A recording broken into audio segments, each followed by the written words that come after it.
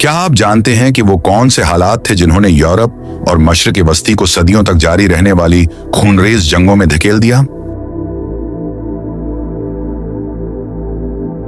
यही वो जंगें थीं जो बाद में तारीख में सलीबी जंगों के नाम से मशहूर हो गईं।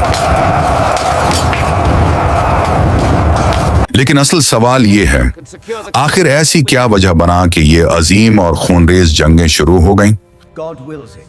Behold the true cross, the symbol of our salvation.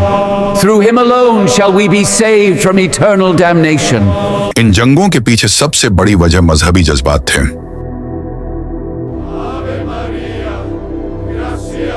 Europe के ईसाइयों के लिए बैतुल मुक़द्दस एक निहायत मुक़द्दस और मोहतरम शहर था।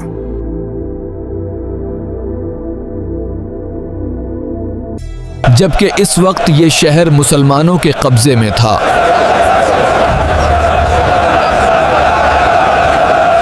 Silks from Baghdad, only 10 dinars. 10 is too much, I will give you 6. Come, it is a fair price for such quality. इसी वजह से यूरोप में ये ख्याल फैलने लगा कि मुक़द्दस मकामात को वापस लेना जरूरी है। And free the holy sepulchre. सन 1095 ईस्वी में कैथोलिक चर्च के सरबराह पोप उर्बन दोम ने फ्रांस के शहर क्लेरमंट में एक तारीखी खिताब किया। इन्होंने यूरोप के ईसाइयों से कहा कि वो मशरिक की तरफ जाएं।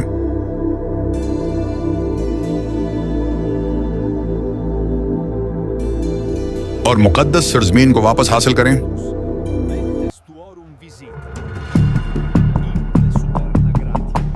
इस खिताब के बाद हजारों लोग जंग के लिए तैयार हो गए।